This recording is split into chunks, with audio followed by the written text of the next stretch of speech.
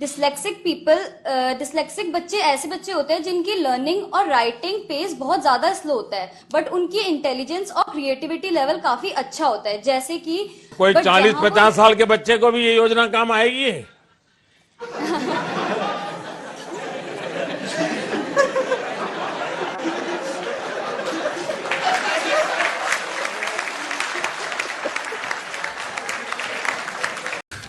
तू समझा? हाँ। नहीं, तू समझा नहीं। दोस्तों, आज हम आपके लिए लाए हैं प्रधानमंत्री नरेंद्र मोदी जी द्वारा दिए ऐसे भाषणों और व्यंग का एक ऐसा अंश जो आपको पेट पकड़कर हंसने पर मजबूर कर देगा और जिसे देखने के बाद आप कहने पर मजबूर हो जाएंगे कि वाह मोदी जी, वाह वाह। दोस्तों, आगे बढ़ने से पहले आपसे एक रिक्वेस्ट है कि अगर वीडियो पसंद आए तो वीडियो को लाइक और चैनल को सब्सक्राइब करना न भूलें। ये आपके लिए बिल्कुल फ्री है, तो बिना किसी देरी के तो चलिए शुरू करते हैं। मैं आपको एक चुटकुला सुना दूं। जो ठीक है, ये बहुत बड़ी है। हमारे यहाँ चुटकुला चलता है कि एक बार प्लेटफॉर्म पर ट्रेन आई, रेलवे ट्रेन में। हाँ। तो ऊपर ही बर्थ पे कोई पैसेंजर सोया हुआ था। तो उसने देखा स्टेशन आया, तो उसने खिड़की में आवाज़ लगा के बाहर किसी को पूछा कि भाई कौन सा स्टेशन आया। तो उसने कहा 4 आना दोगे तो जवाब दूंगा। तो पहले जवाब की जरूरत नहीं, अहमदाबाद होगा। समझ गया मैं, बिल्कुल। तो ये उनके युवा नेता हैं, अभी भाषण सीख रहे हैं। ऐसे करते वो भी ऐसे करें।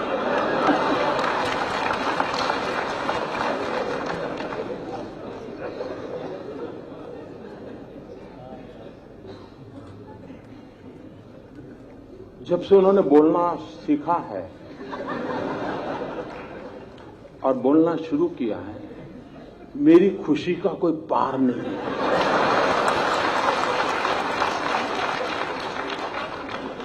2009 में पता ही नहीं चलता था कि भाई इस पैकेट के अंदर क्या है,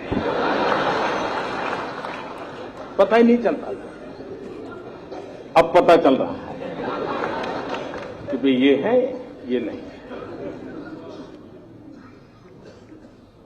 न बोलते तो बड़ा भूकंप आ जाता था और देश को इतना बड़ा भूकंप झेलना पड़ता, ये देश 10 साल तक उभर नहीं सकता था। लेकिन अच्छा हुआ कि बोलना शुरू हो गया तो पता चल रहा है भूकंप की संभावना बची नहीं, क्योंकि देश की जनता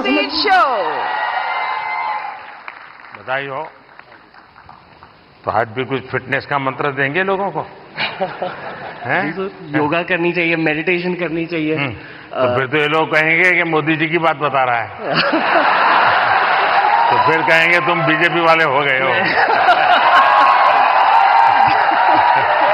नहीं तो मोदी जी शायद यूथ की बातें कर रहे हैं, तो पूरा यूथ भी मेडिटेशन कर रहा है। मैं आपको पूरी तरह तो फॉलो कभी किया नहीं है। क्यों सर?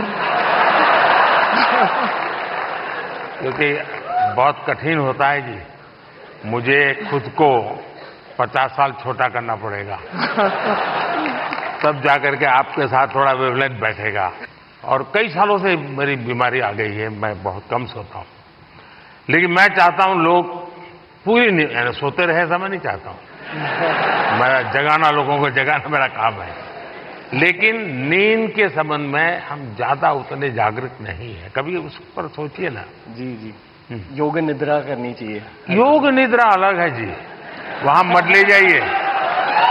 देखिए, योग निद्रा वो विषय है जो नॉर्मली नींद से कठिनाइयां हैं, नहीं हो पाती।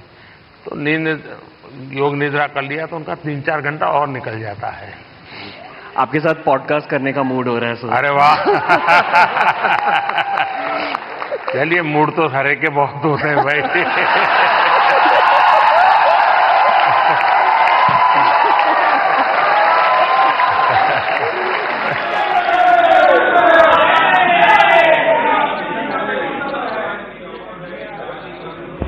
बस इतना ही।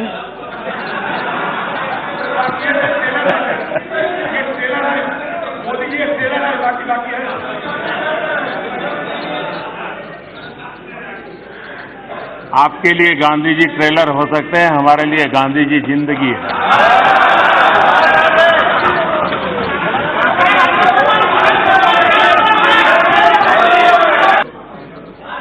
जब मैं माननीय अजीत जी को देखता हूं, सुनता हूं, तो मैं सबसे पहले किरण रिजिजू जी को बधाई देता हूं, क्योंकि उन्होंने जो फिट इंडिया मूवमेंट चलाया है, उस फिट इंडिया मूवमेंट का प्रचार प्रसार अजीत जी बहुत बढ़िया ढंग से करते हैं।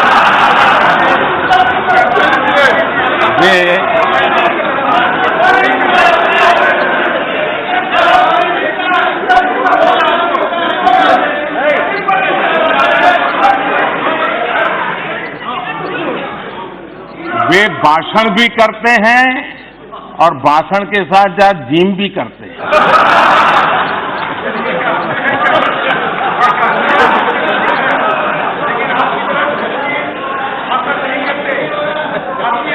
तो ये फिट इंडिया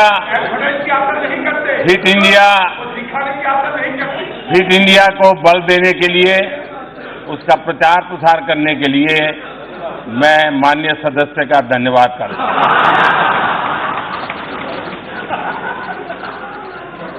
कल यहां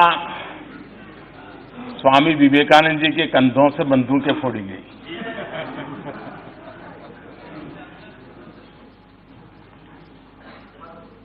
आपने उसको रिकॉर्ड पर से निकाल दिया है, इसलिए मैं उल्लेख तो नहीं करूंगा, लेकिन मुझे एक पुरानी एक छोटी सी कथा याद आती है। एक बार कुछ लोग रेल में सफर कर रहे थे, और जब रेल में सफर कर रहे थे तो रेल जैसे गति पकड़ती थी, पटरी में से आवाज आती है, हम सब जानते हैं, सबका अनुभव है। तो वहां बैठे हुए एक संत महात्मा थे, उन्होंने कहा, देखो पटरी में से कैसी आवाज आ रही है, ये निर्जीव पटरी भी हमें कह रही है, प्रभु कर दे बेड़ा पार। बोले देखो यही आवाज आ रही, सुनो, प्रभु कर दे बेड़ा पार। तो दूसरे संत ने कहा, नहीं यार, मैंने सुना, मुझे तो सुनाई दे रहा है, प्रभु तेरी लीला अपरंपार, प्रभु तेरी लीला अपरंपार। तो वहां एक मौलवी जी बैठे थे, उन्होंने कहा, अरे भाई मुझे तो सुनाई दे रहा है दूसरा। इन संतों ने कहा, भाई आपको क्या सुनाई दे रहा है? तो उन्होंने कहा, मुझे सुनाई दे रहा है, ये अल्लाह तेरी रहमत, ये अल्लाह तेरी रहमत। तो वहां एक पहलवान बैठे थे, उन्होंने कहा, मुझे भी सुनाई दे रहा है। तो पहलवान ने कहा, मुझे सुनाई दे रहा है, खा रबड़ी कर कसरत, खा रबड़ी कर कसरत।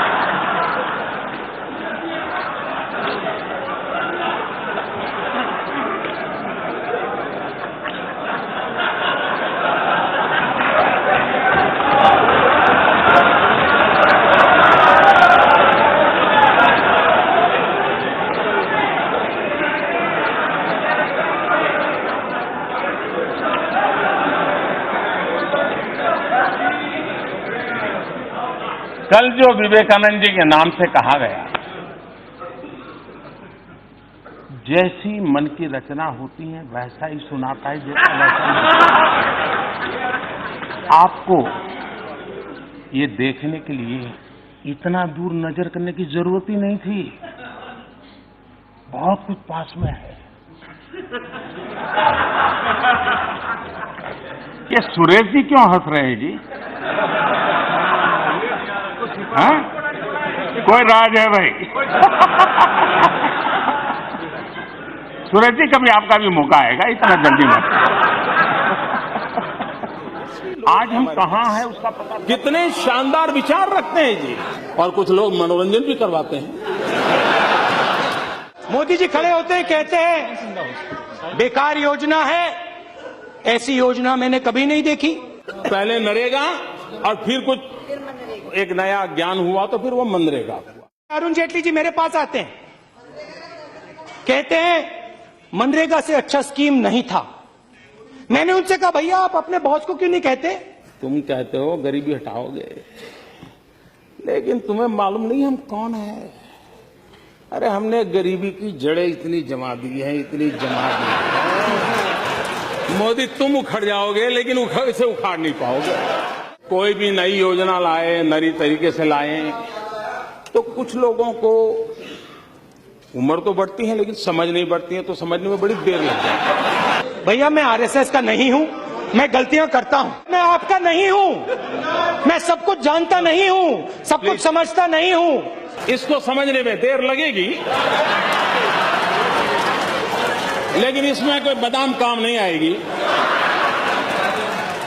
आप लोग सब कुछ जानते हो और आप लोग कभी जिंदगी में गलती नहीं करते हो। मोदी जी, अगर हमने हमारे कार्यकाल में सभी स्कूलों में टॉयलेट बना दिए होते तो तुम क्या करते?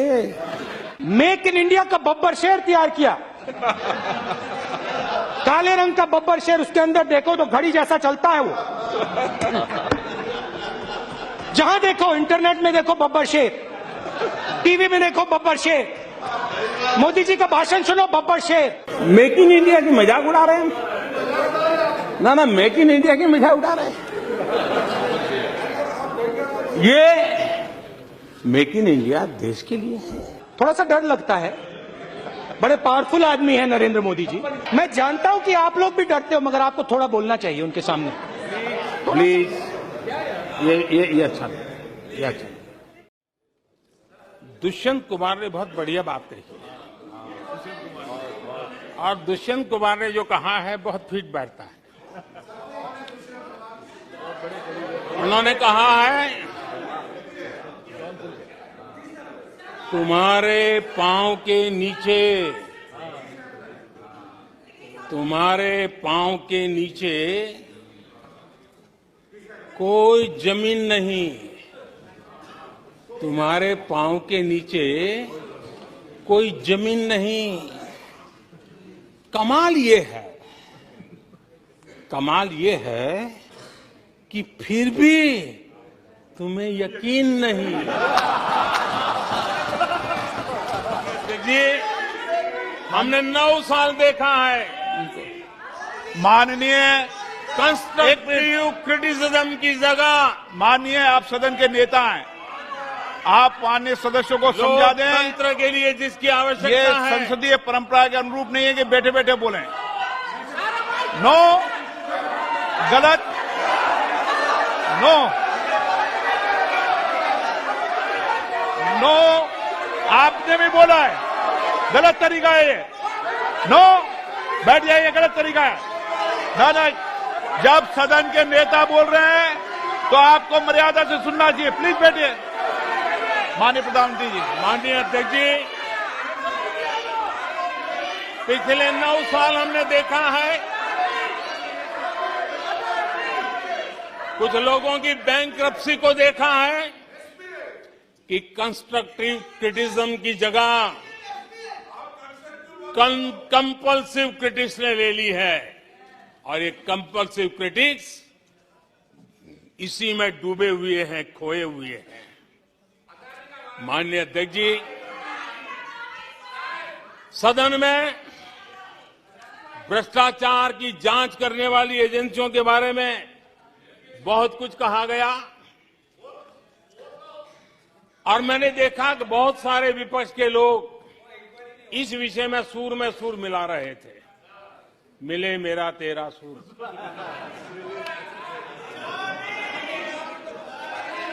आदरणीय अध्यक्ष जी, मुझे लगता था देश की जनता, देश के चुनाव के नतीजे ऐसे लोगों को जरूर एक मंच पर लाएंगे, लेकिन वो तो हुआ नहीं। लेकिन इन लोगों ने ईडी का धन्यवाद करना चाहिए कि ईडी के कारण ये लोग एक मंच पे आए हैं। ईडी ने इन लोगों को एक मंच पर ला दिया है। 2014 से ये लगातार कोस रहे हैं, हर मौके पर कोस रहे हैं, भारत कमजोर हो रहा है, भारत की कोई सुनने को तैयार नहीं है, भारत की दुनिया में कोई वजूद नहीं रहा, न जाने क्या क्या कहा। और अब क्या कह रहे हैं?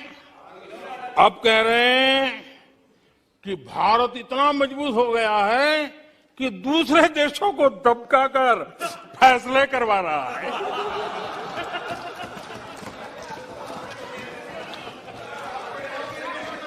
अरे पहले ये तो तय करो भाई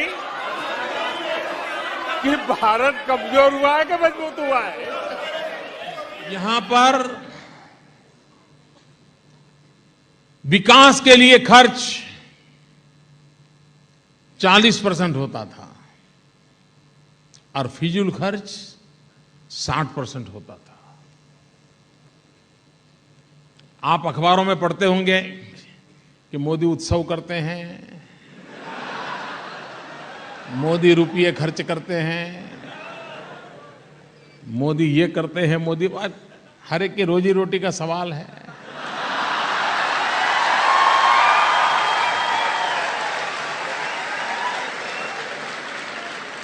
और मुझे इस बात की खुशी है कि मैं इतने लोगों की रोजी रोटी के लिए काम आता हूं। मित्रों, मौन भी बिक सकता है, ये मैंने कभी सोचा नहीं था। मैंने पहली बार अनुभव किया, इस देश में मौन भी बिक सकता है। जब क्रिकेट की आईपीएल के मैच के विवाद चल रहा था, मैच फिक्सिंग का विवाद चल रहा था, 7 दिन तक चल रहा था, मोदी मौन क्यों है?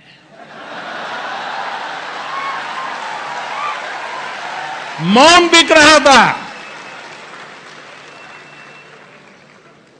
मित्रों, किसी को यह सौभाग्य प्राप्त नहीं हुआ होगा जो मुझे मिला। आपके अंदर मेरे लिए नफरत है, आपके अंदर मेरे लिए गुस्सा है, आपके लिए मैं पप्पू हूं, आपके लिए मैं अलग अलग गाली दे सकते हो, मगर मेरे अंदर आपके खिलाफ इतना सा भी गुस्सा, इतना सा भी क्रोध, इतनी सी भी नफरत नहीं है।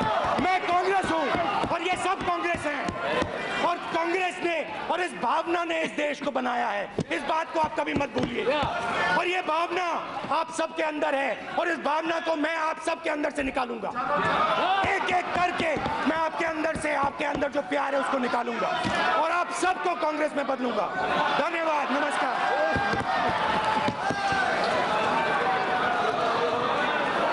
Yes Nirmala ji.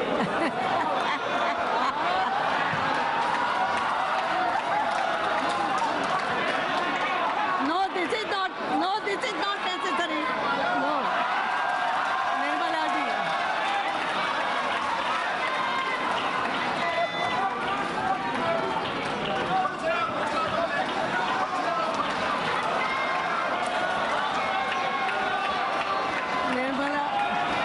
Nirmala ji wants to say something. Nirmala ji, yes. Please wait. जो भाषण में सुन रहा था, जो व्यवहार देख रहा था, मैं नहीं मानता हूं कि कोई अज्ञानवश हुआ है।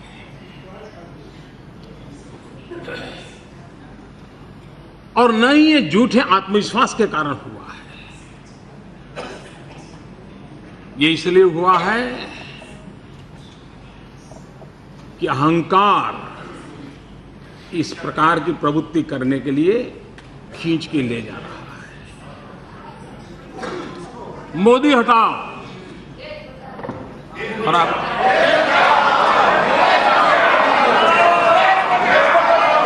और मैं हैरान हूं आज सुबह तो, मैं तो हैरान हूं आज सुबह भी कि अभी तो चर्चा प्रारंभ हुई थी, मतदान नहीं हुआ था, जय पराजय का फैसला नहीं हुआ था, फिर भी जिनको यहां पहुंचने की उत्साह है, उठो उठो उठो।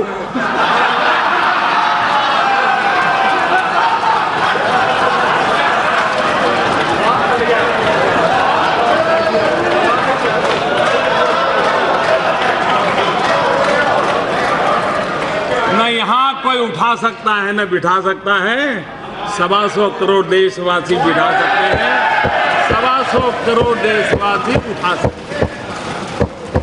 लोकतंत्र में जनता पे भरोसा होना चाहिए, इतनी जल्दबाजी क्या है?